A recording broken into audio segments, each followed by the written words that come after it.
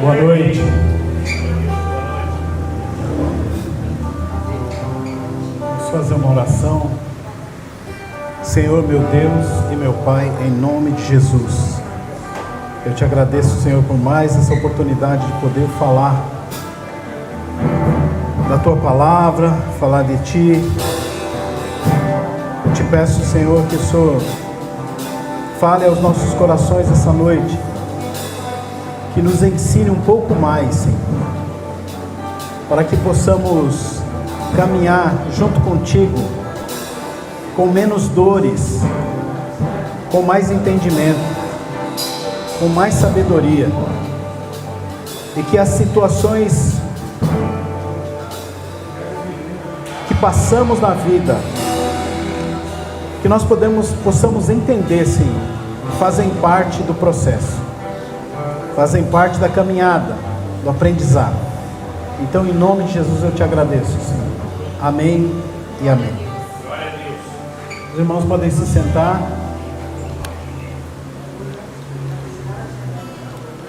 Antes de eu começar, eu quero fazer uma pergunta para vocês, para todos vocês. Quem tem promessa aqui? Amém. Glória a Deus. Maravilha, hein? Eu esqueci de levantar minha mão, também tem. Eu quero ler o texto base de Hebreus 10, 23, para a gente começar. Aí depois disso, Ju, você já encaixa. Guardemos firme a confissão da esperança sem vacilar, pois quem fez a promessa é fiel. Amém. Quem fez a promessa é fiel. Quando o pastor Fabiano falou para mim, você ministra amanhã, eu fui olhar, né? Promessas. Falei, é simples, é nada. Eu comecei a estudar, eu comecei a ler, comecei a entender, começou a me dar um frio, um gelo por dentro. Falei, meu Deus. Por isso que eu perguntei para vocês, tem promessa? Eu posso te garantir uma coisa. O dia que a promessa se concretizar na sua vida, você já não vai ser mais essa pessoa que você é hoje. Quando a promessa se cumprir na sua vida, você vai chegar lá, promessa cumprida, você vai chegar outra pessoa. Moído, esmagado, sofrido, mas feliz. Porque você vai ter renascido. Você vai ter nascido de novo. Você vai ser uma nova criatura. Porque a palavra, os ensinamentos e a presença de Deus, o consolo, a exortação, a edificação e a companhia, junto com a palavra e os problemas que a vida nos impõe, que são muitos, eles vão te amassando e te moldando. Uma vez perguntaram para Michelangelo assim, falou assim, como você consegue fazer uma escultura maravilhosa como essa? Ele disse assim, a escultura já está aí dentro da pedra, eu só preciso limpar em volta, e aí a escultura fica aparente. E o que Deus quer fazer com a gente é a mesma coisa. A nova criatura está aí dentro. O que Ele quer fazer conosco é tirar ela de dentro e colocar ela fora.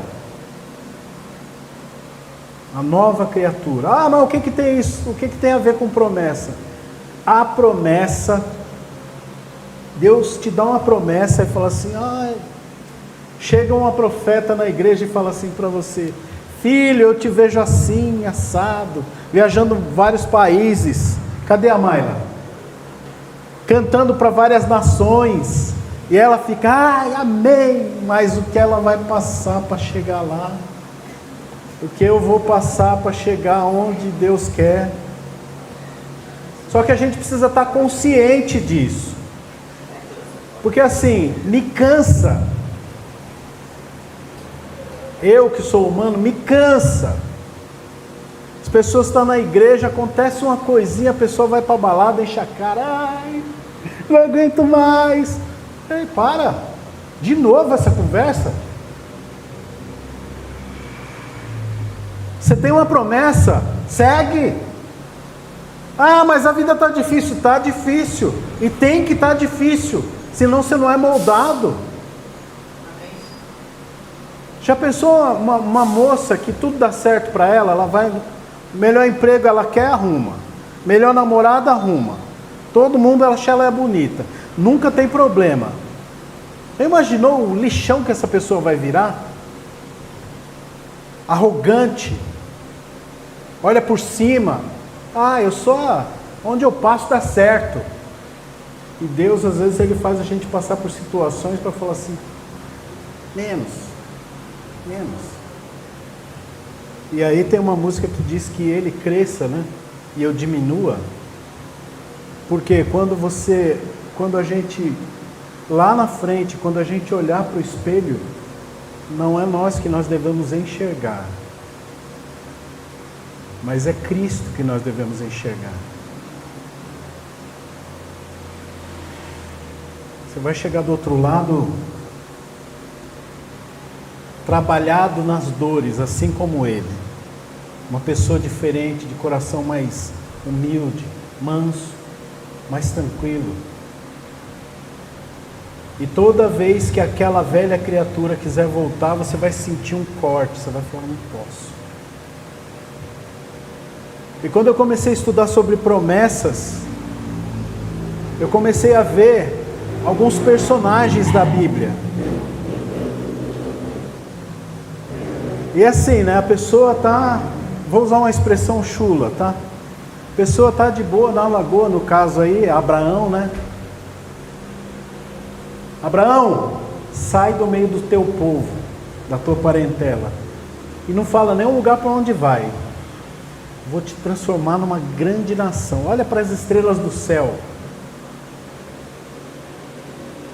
Você olhando assim, a entrega da promessa, você fala, nossa, Abraão vai arrebentar. E arrebentou de fato. Mas ele mentiu, ele passou medo, sabe? Ele teve que quase que matar o filho dele. Não porque Deus, tem gente que fala assim, Deus queria ver se Abraão, não, Deus sabia quem era Abraão, mas ele tinha uma fé tal, que ele levou o filho dele para sacrificar, e o menino pergunta, pai, mas cadê o cordeiro? Ele falou assim, Deus proverá. E o que aconteceu no final? Deus proveu. Então, às vezes a gente acha que é fácil. O que eu vou falar para vocês não é fácil, mas é bom. Confia.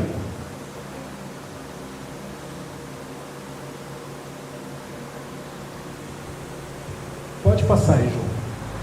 A Bíblia é repleta de narrativas de homens e mulheres que receberam promessas de Deus. Vocês fazem parte desse povo. E passaram por diversas adversidades antes de vê-las cumpridas. As histórias de Abraão, José e Davi foram os personagens que eu escolhi para fazer um paralelo entre a vida deles. 3 personagens centrais no Antigo Testamento oferecem profundas lições sobre fé, obediência, transformação de caráter. Além destes, a jornada de Pedro, o apóstolo de Jesus, proporciona um valioso paralelo sobre como as promessas de Deus se desdobram em meio às fraquezas humanas. Neste estudo, vamos explorar cada um desses personagens, suas promessas específicas, como enfrentaram as tribulações, quais as virtudes que desenvolveram e como suas vidas foram moldadas pela fé e obediência a Deus, oferecendo um modelo para a nossa própria jornada espiritual.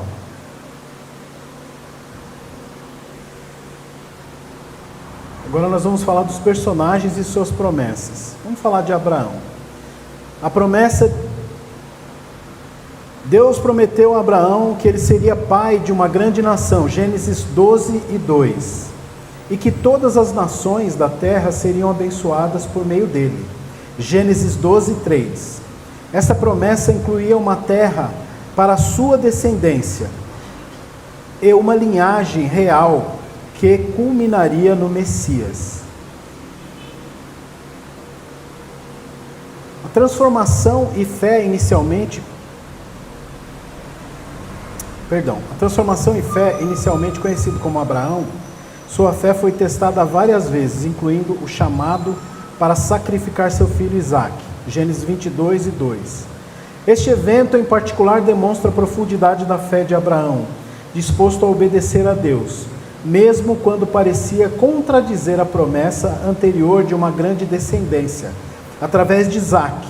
Através dessas provações, Abraão mostrou sua fé inabalável, o que o tornou amigo de Deus.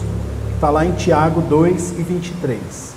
Ele se transformou de um homem sem filhos, nômade, em um patriarca de uma multidão, um líder espiritual e um exemplo de fé para todas as gerações. Lembrando sempre que dentro das situações que você vive, quando você está à espera da promessa, a espera é uma ferramenta que vai trabalhar muito na minha e na sua vida. A paciência é uma coisa que você vai ter que cultivar. É a ferramenta de Deus para nos trabalhar, para testar a sua fé, a sua capacidade de acreditar em Deus, ainda que as situações do dia a dia não sejam tão favoráveis ou sejam controversas. Abraão é um exemplo disso. Quando foi dito a ele que ele ia ter um filho, até a mulher dele riu. E eles começaram a esperar. Eu costumo brincar, né? Uma brincadeira meio de mau gosto, mas naquele tempo o homem já era velho, não tinha Viagra. E como é que ia ser esse filho? Ela também já era uma senhora de idade. Vocês sabem que depois de um certo tempo, a mulher deixa de ovular, então não tem mais filho. Só um milagre mesmo. E ela riu, falou assim, eu nessa idade? Mas muitas vezes a sua espera e a sua falta de paciência e a minha falta de paciência podem fazer com que tomemos decisões erradas. Hoje nós sofremos, estou falando enquanto planeta, nós sofremos problemas por conta da decisão de Abraão. Você fala, mas o que eu tenho a ver? Tudo. A mulher dele ofereceu uma princesa egípcia para Abraão, a serva. Falou assim, Abraão, toma minha serva e tem um filho com ela, porque eu acho que não vai vir não. E o que ele fez? Tomou a serva e teve um filho com ela.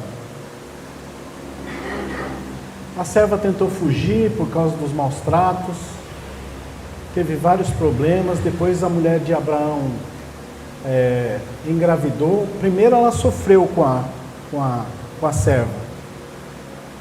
Depois ela engravidou, teve um filho, aí teve uma rivalidade entre elas. E a serva foge e leva o bebê e abandona, meio que abandona, porque fala assim, o que eu vou fazer da minha vida? E aparece um anjo para ela e fala para ela assim, não faças tal coisa, porque do seu filho Deus fará uma grande nação. E hoje a gente sofre justamente porque Abraão desobedeceu. Não esperou. Por que você não esperou, Abraão? A impaciência do ser humano. Por que você não espera? O que está turbando o vosso coração?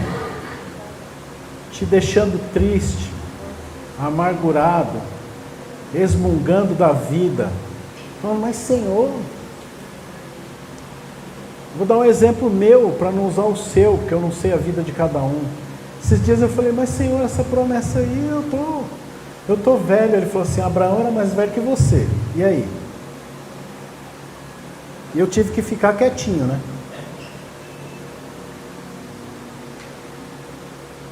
Então, cuidado para não tomar uma decisão. E quando você receber a sua promessa, essa decisão pode ser um peso. Você está com a promessa, mas você está carregando o peso de uma decisão que você tomou. Foi o que aconteceu com Abraão. Hoje nós sofremos a guerra santa, a famosa jihad em Israel, judeus contra muçulmanos, porque os israelitas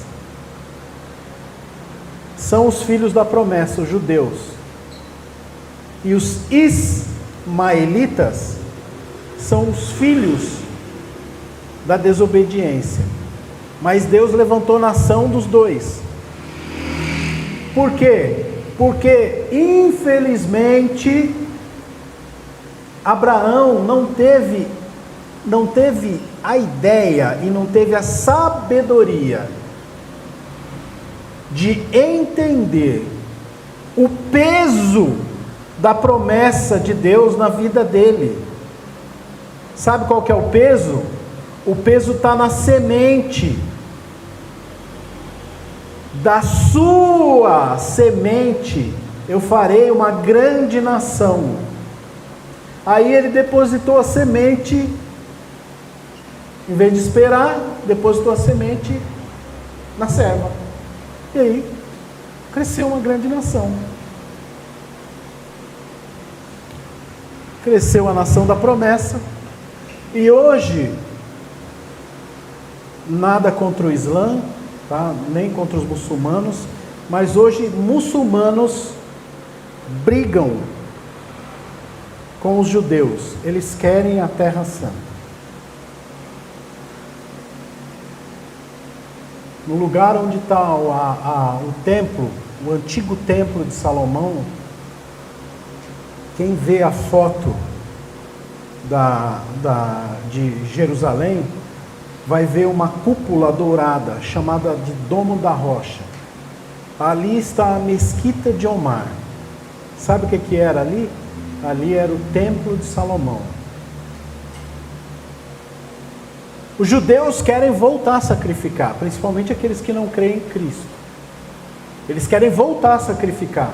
Eles precisam reconstruir o terceiro templo. Mas para reconstruir o terceiro templo, e já está tudo pronto para a reconstrução do terceiro templo, eles precisam que a Mesquita de Omar saia de lá.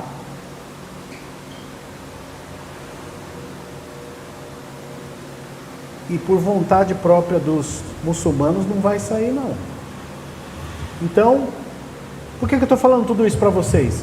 Porque foi uma decisão impensada de não aguardar a promessa que foi colocada sobre ele. Ele tomou a decisão e até hoje a gente sofre com a plantação que ele fez lá atrás. Eu já visto o que acontece na faixa de Gaza. Então cuidado.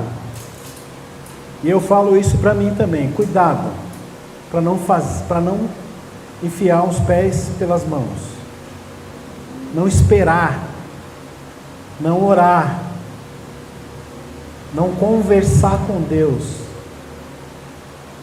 e esperar o momento certo, porque se Ele disse, vai acontecer. Esses são relatos de que o que Deus fala acontece.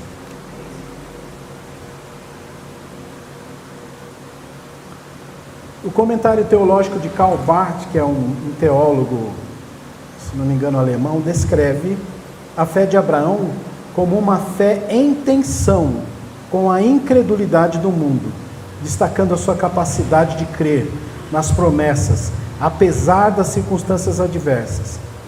Barth enfatiza que a fé de Abraão não é uma simples crença, mas um compromisso radical e uma confiança ativa da palavra de Deus.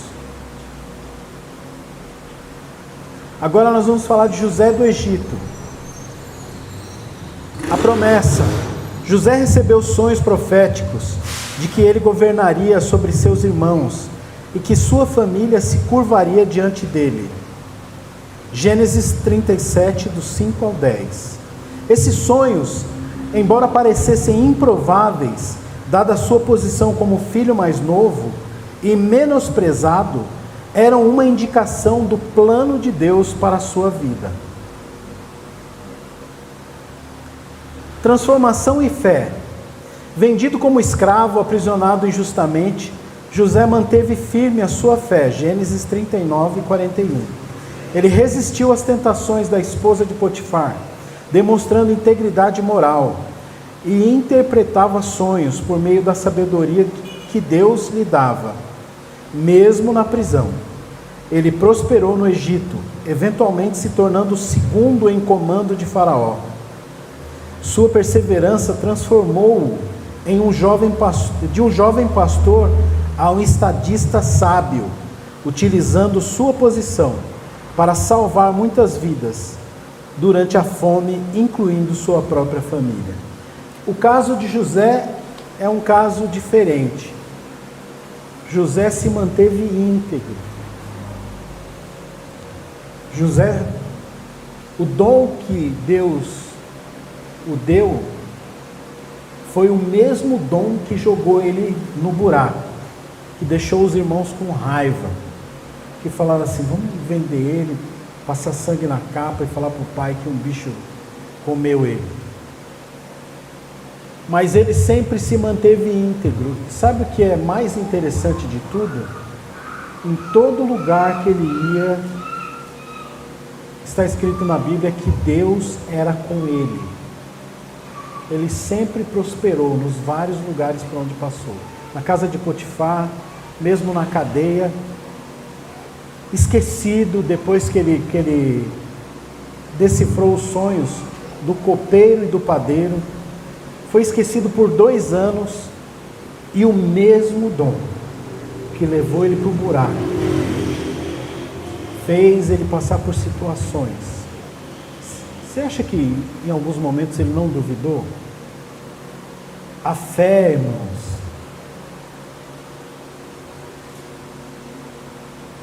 você pode até ter dúvida, mas você não pode perder a fé. Às vezes, como seres humanos, às vezes a gente duvida, mas você não pode perder o rumo.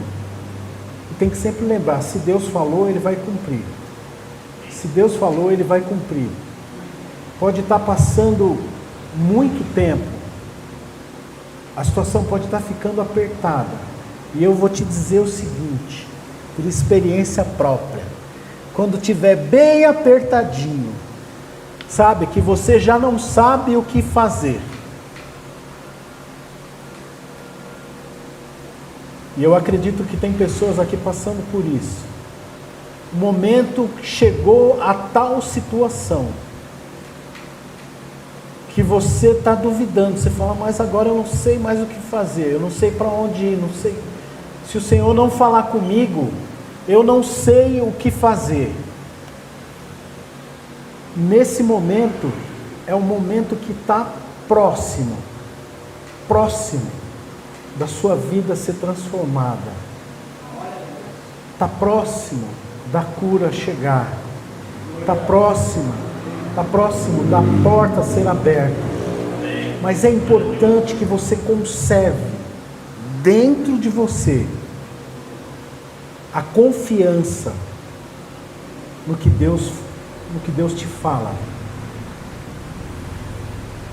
Eu sei que muitas vezes é muito difícil, é bem difícil, é quase que impossível. Eu falo isso olhando para Jesus, porque Ele, como Filho de Deus, Ele suou sangue, e na situação dele bem pior, porque Ele sabia o que Ele ia passar. Está escrito que o cordeiro que foi sacrificado antes da fundação do mundo, por isso que ele é chamado de primícia. Ele foi dado primeiro, antes de qualquer pecado, qualquer coisa, ele foi dado primeiro. Ele é primícia.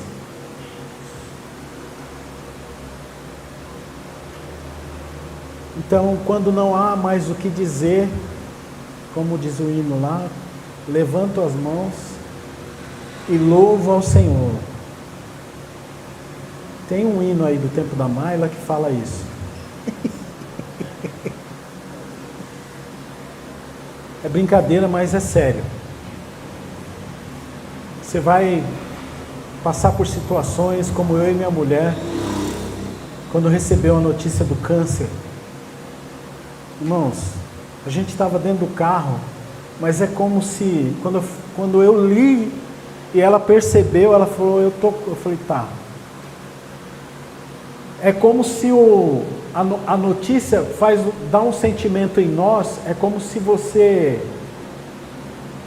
a força da gravidade tivesse falhado, assim, ó. Sabe quando a pessoa fala para você que você está sem chão? É quando você recebe uma notícia dessa, você tem câncer. Te falta o ar. Mas quando a minha mulher perdeu o fôlego, assim, eu falei, agora não é hora para isso. Agora é hora da gente acreditar, ter fé. E veio luta, e veio prova. Deus operando no meio das provas, das lutas. A gente não tinha convênio, sabe? Ela não sabia, ela falou, e agora? Como é que eu vou me tratar? Eu falei, calma. E aí Deus foi usando as pessoas e rapidamente o tratamento apareceu. Um exame, eu vou dar exemplo, ela fez vários exames, vários, mas um exame que no SUS, o exame chama cintilografia óssea, um exame que você, para conseguir no SUS, é mais de 6 meses, minha mulher conseguiu em 1 semana. Glória a Deus. Então ele age no meio das lutas e vai te trabalhando por dentro, e vai te mostrando coisas. Eu ia levar minha mulher no tratamento, na quimioterapia, que é cruel, quimioterapia é cruel. Quem olha assim e fala, olha para a pessoa assim e fala, está tudo bem, nada. Nós tivemos ajuda de amigas dela, minha mulher não teve enjoo, não teve náusea, as unhas não ficaram perfuradas, por causa de ajuda de pessoas, e sempre Deus trabalhando, sabe? Nas madrugadas, quando ela sentia dor, não conseguia dormir, porque a cabeça está a mil, você tem uma doença que mata.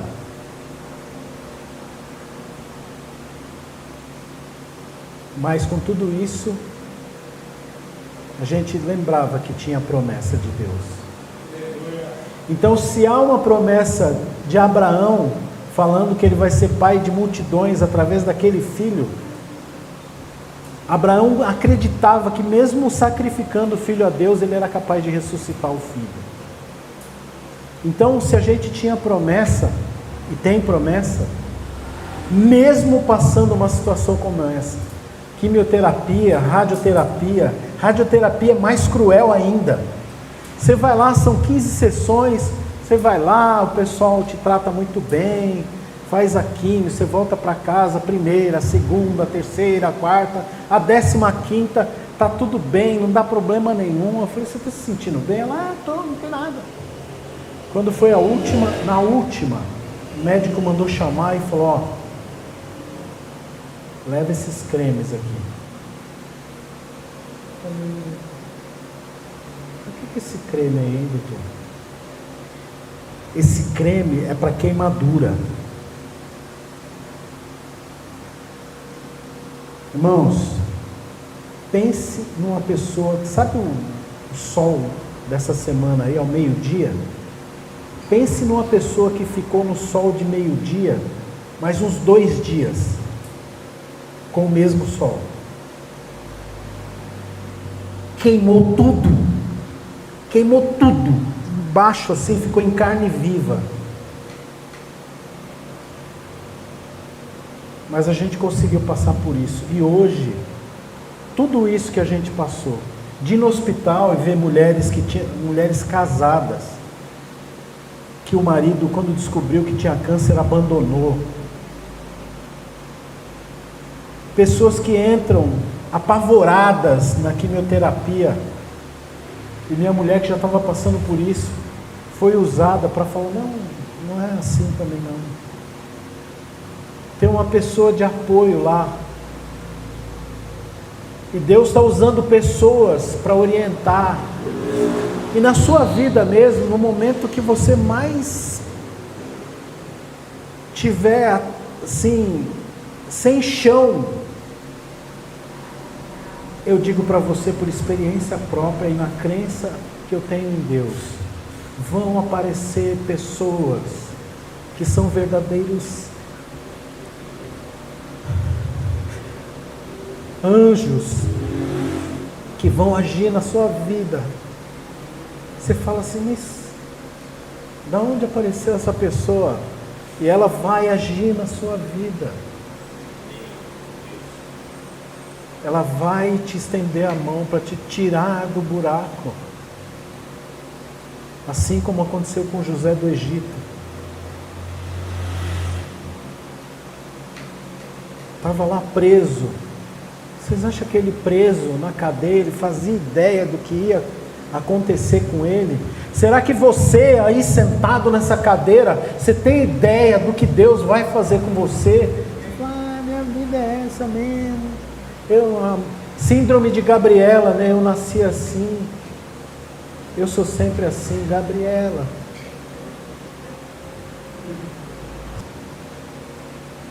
Você se enxerga como insignificante, mas Deus te enxerga como grande. Ele falou assim, calma lá meu filho, eu vou te tirar daqui e vou te colocar aqui. Eu não estou falando de prosperidade, eu não estou falando de orgulho, nem de vaidade. Eu estou falando do que Deus vai fazer na sua vida. Deus pegou José do Egito, tirou ele da cadeia. O homem foi dormir, ele foi dormir presidiário. Foi lá bater um papinho com o faraó e terminou o dia com um cargo que não existia no Egito. Ele falou assim, José,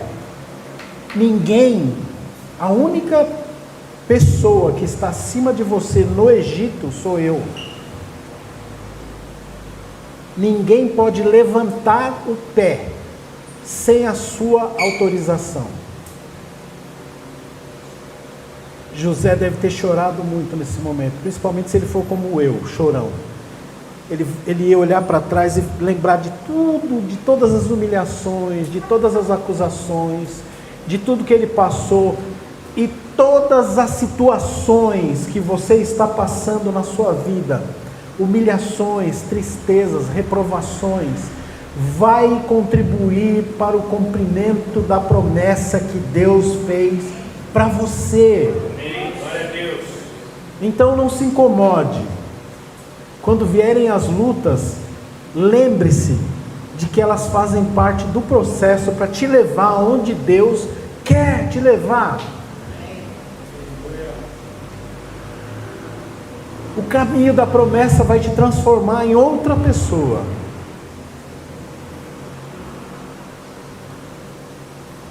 Você vai aprender o que é resiliência. Você vai gastar muita água com sal, porque você vai chorar demais nas madrugadas. Mas Senhor, por que comigo? Mas Senhor, por que está demorando?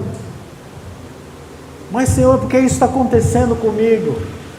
Os vários questionamentos.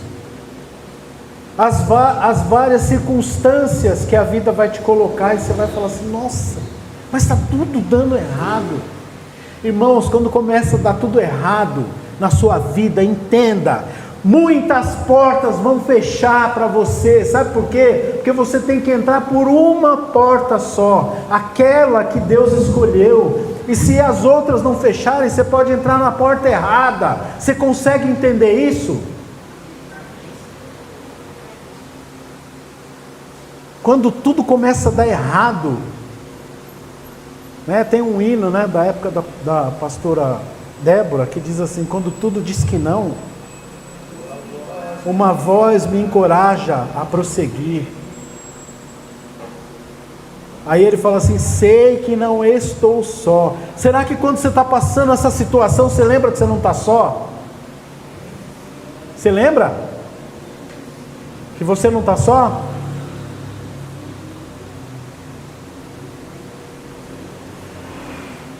E aí você vai, bate aqui, bate lá, é um não aqui, é porta na cara, é coisa errada, é carro que quebra, é conta que chega. São situações diversas que acontecem e você fala: meu Deus, mas isso não acaba nunca. Não reclama. Faz o que o apóstolo Paulo ensinou: em tudo dai graças. Deu errado, não consegui, mas eu precisava do dinheiro. Dai graças. As portas todas se fecharam. Dai graças. Agradeça pelo que você tem. E lembre-se de que Deus, desde o Antigo Testamento até Jesus, Ele sempre trabalha com o que você tem.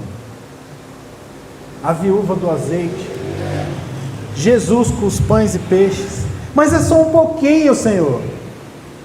Mas o que você tem aí? Vamos trabalhar com o que você tem. É sempre assim. Através do pouco que você tem, através da gratidão que você tem, pelo pouco que você tem, Deus vai fazer milagres, vai fazer transbordar os seus celeiros, vai abrir as janelas do céu. Amém. Glória a Deus. E vai suprir as suas necessidades, e vai fazer transbordar na sua vida. Vocês acreditam? Amém. Amém. Glória a Deus. Vamos a mais um personagem. O apoio nas Escrituras. José interpretava sonhos por meio da sabedoria que Deus lhe dava, mostrando seu compromisso com direção divina, mesmo em terras estrangeiras e pagãs. Sua habilidade de interpretar os sonhos de Faraó, Gênesis 41, foi crucial para sua ascensão ao poder e para a preparação do Egito para a grande fome. Vê como ele foi usado? Deixa eu te dizer uma coisa que essa semana me bateu assim no peito e eu tive que digerir. Deixa eu te dizer uma coisa: Deus não vai fazer nada para você. Entenda isso de uma vez por todas. Deus, ele trabalha assim, ó. Ele vai fazer por você, através de você. Vai agir na sua vida por você, e através de você a promessa vai chegar. Foi o que ele fez com José. O que José tinha? O dom de decifrar os sonhos. Foi com isso que fez ele chegar a ser governador do Egito. Ah, Deus vai fazer para mim porque eu sou bonitinho. Não espere isso não. Você vai se decepcionar. É o que você tem. Deus vai usar o que você tem. Ah, mas eu não tenho nada. Mas Deus é especialista. Deus é criador. O reino de Deus é um reino de criação. Então ele vai pegar aquilo que você acha que não tem e vai usar, e quando você vê, você vai falar: nossa, Eu vou usar um exemplo aqui, que eu estava um dia conversando com a Mayla, eu falei assim, Mayla, você tem um dom que é tocar, e ela tocou sem ir na escola, isso é um dom. Você acha que um dia você vai dormir lá triste, reclamando da vida? Você não pode acordar de madrugada com uma letra de uma música que vai impactar muitos corações? E aí eu uso o exemplo da Maria Marçal. Eu fiquei olhando a letra que essa mulher, com certeza aquilo não foi dela. Essa outra que a gente canta aqui na igreja, esse louvor, é Ele, por Ele, que eu estou gastando a minha vida. Não foi ele que escreveu essa letra, ele recebeu essa letra. Então, às vezes, você que é vendedor, como é o caso do Natan, eu que sou técnico, às vezes Deus te coloca em situações, vai usar pessoas para falar assim, nossa, você tem um dom que me interessa. Hein, Natan? Você tem um dom que me interessa. Você é um vendedor de alta performance. Muito me interessa. Quer trabalhar para mim? Você vai falar,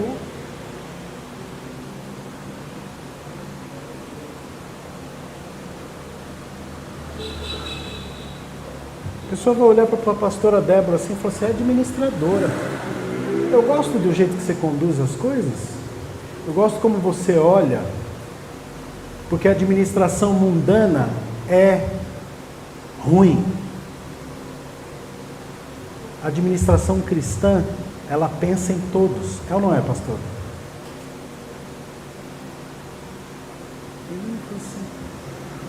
Gostei. É você. E às vezes tira a gente daqui para colocar aqui. Já viu aquela conversa que Deus capacita? Quer um exemplo disso? José do Egito. O faraó olhou para ele assim e falou assim, eu não vejo ninguém com a sabedoria do Deus que você tem para realizar tal projeto de tamanha magnitude. É você.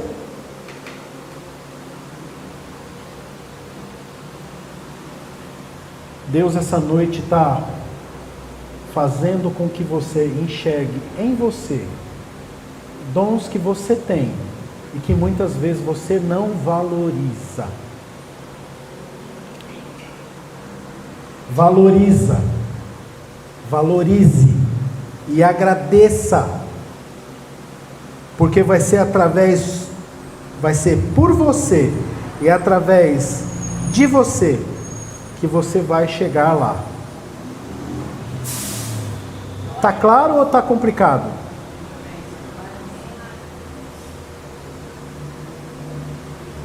Comentário teológico de John Calvin elogia José por sua paciência e firmeza, atribuídas à contínua dependência da providência e no tempo perfeito de Deus. Calvin ressalta que a história de José é um exemplo da soberania de Deus, que usa até mesmo as ações maldosas dos homens para cumprir seus propósitos. Inclusive o diabo. O diabo foi usado com Jó. Recebeu permissão. E no final, depois de tudo, depois da casa cair, matar os filhos, depois dele se coçar com um caco de telha, depois de acontecer tanta coisa, de ser restituído pelos amigos, ele fala para Deus assim, antes eu te conhecia de ouvir falar, mas agora eu te conheço porque eu te vejo assim, nas ações diretas e indiretas de Deus na vida de Jó. foi transformado também.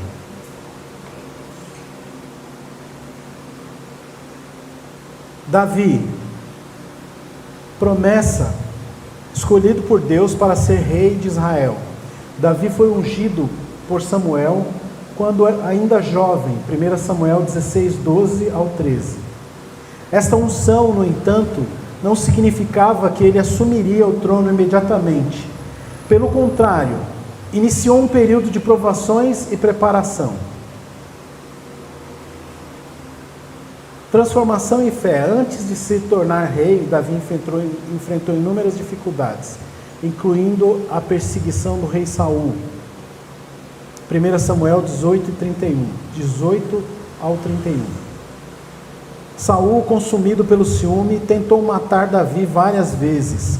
A sua fé foi exemplificada em suas composições nos Salmos, onde frequentemente expressa confiança em Deus, mesmo em meio à adversidade. Salmos 23, 27. Davi demonstrou misericórdia ao poupar a vida de Saul em duas ocasiões. 1 Samuel 24, 26. Mostrando que ele honrava a unção de Deus sobre Saul, mesmo que Saul tivesse tentado matá-lo. Apoio nas Escrituras. Davi frequentemente buscava a orientação de Deus através da oração e consulta ao profeta, demonstrando uma vida devotada à palavra divina. Ele consultava o Urim e o Tumim, instrumentos usados pelos sacerdotes para buscar a vontade de Deus. 1 Samuel 23, do 9 ao 12, 30, do 7 ao 8. Assim como Abraão, que tomou decisão lá, orientado pela mulher dele,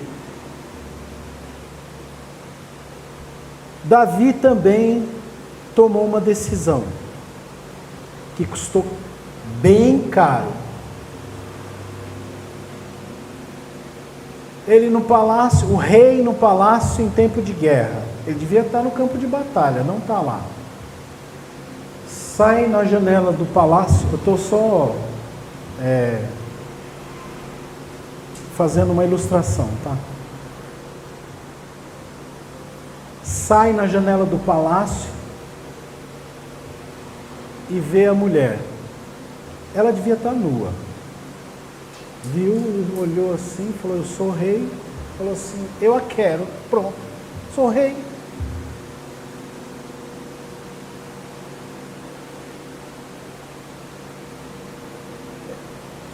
A colocação que eu vou colocar para vocês cabe aqui. Tem uma música do Legião Urbana que ele fala assim: a insegurança não me ataca quando eu erro. Foi o que aconteceu com Davi. Ele não ficou inseguro em tomar Betseba. Cuidado. Vão aparecer situações e momentos na sua vida que você vai tomar decisão sem consultar a Deus, e isso pode provocar a sua ruína.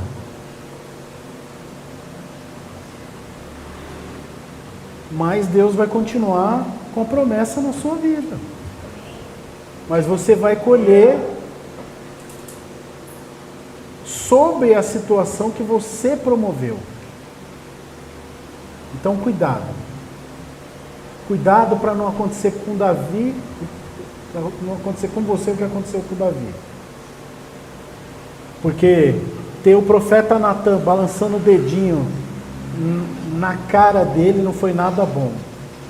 Davi tinha um homem que tinha uma ovelhinha, só tinha uma ovelhinha, e tinha um homem rico que tinha muitas ovelhas, foi lá, tomou a ovelhinha dele e ainda matou o homem. Diz que a ira se acendeu em Davi, e ele falou assim: quem é esse que é digno de morte? Aí o profeta falou assim: é você. E aí veio a sentença doída. Davi, por causa disso, a espada jamais se apartará da sua casa. Sabe o que é isso? Você vai estar morrendo e a espada vai estar lá. Mas Deus cumpriu a promessa. Só não quis que ele terminasse o tempo. Ele falou: suas mãos estão muito sujas de sangue. O comentário teológico de Matthew Henry observa que a vida de Davi é uma mescla de triunfos e provações, mas ele sempre retornava a Deus como uma fonte de força e redenção. Henry destaca a importância do arrependimento de Davi após o seu pecado com Betseba, 2 Samuel 12, como um exemplo de humildade e busca pelo perdão divino. Análise entrelaçada dos personagens. Abraão, fé e resiliência. Abraão, José e Davi exemplificam uma fé que resiste à adversidade. Suas histórias demonstram a importância de confiar no tempo de Deus e no cumprimento de suas promessas, independentemente das circunstâncias presentes. Eles nos ensinam que a fé não é a ausência de dúvida, mas a persistência em crer, apesar da dúvida. A transformação pessoal. Cada um deles cresceu significativamente em caráter e maturidade espiritual. Abraão tornou-se pai da fé, José um modelo de integridade e perdão, e Davi um rei segundo o coração de Deus. Suas transformações não foram instantâneas, mas o resultado de um processo contínuo de aprendizado e dependência de Deus. A obediência e dependência divina. Todos estes homens demonstraram uma obediência constante às direções de Deus, mesmo quando não compreendiam o plano completo. A sua obediência não era cega, mas fundamentada em um relacionamento de confiança com Deus. Eles dependiam da orientação divina em todas as áreas de suas vidas, desde as decisões pessoais até estratégias políticas.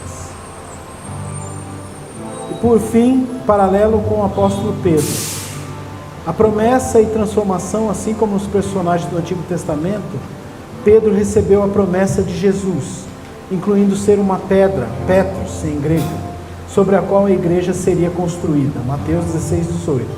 É importante notar que a palavra usada para pedra aqui é Petros, referindo-se a uma pedra menor, enquanto a palavra para rocha, sobre a qual a igreja seria construída, é Petra, referindo-se a uma rocha maior. Possivelmente a confissão de Pedro de que Jesus é o Cristo, o Filho do Deus vivo.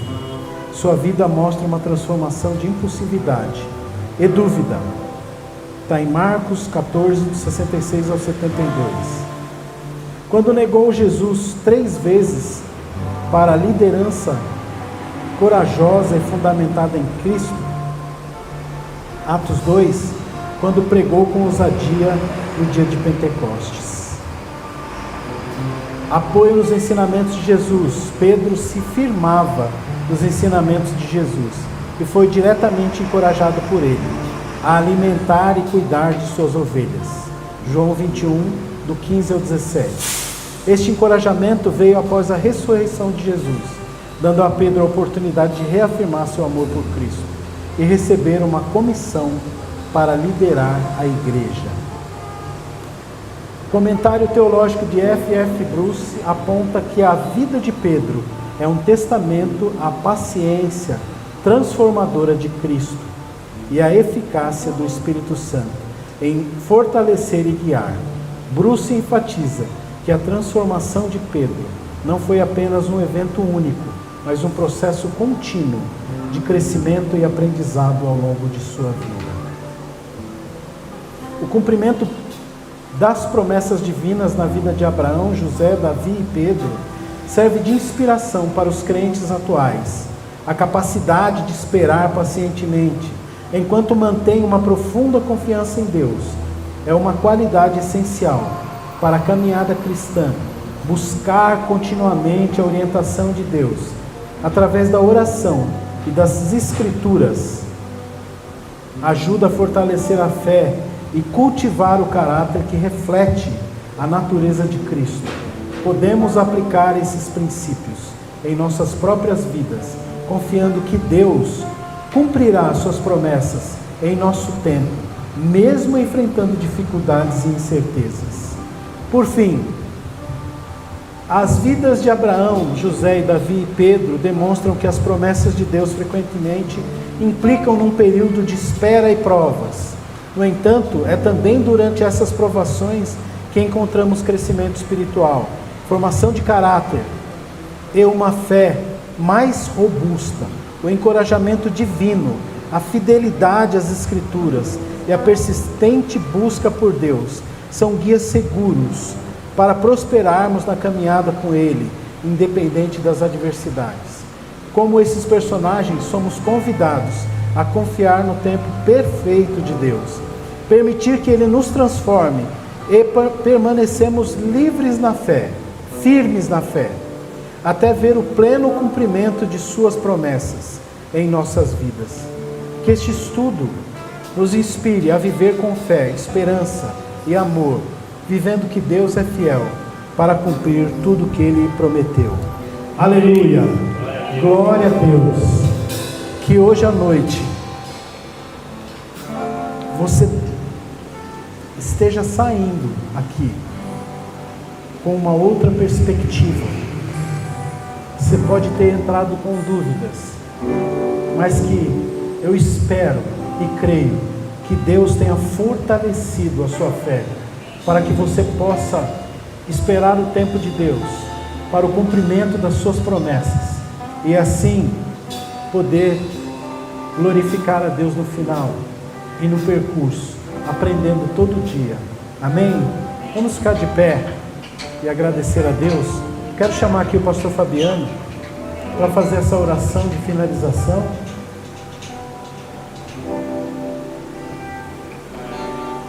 Glória a Deus, pastor.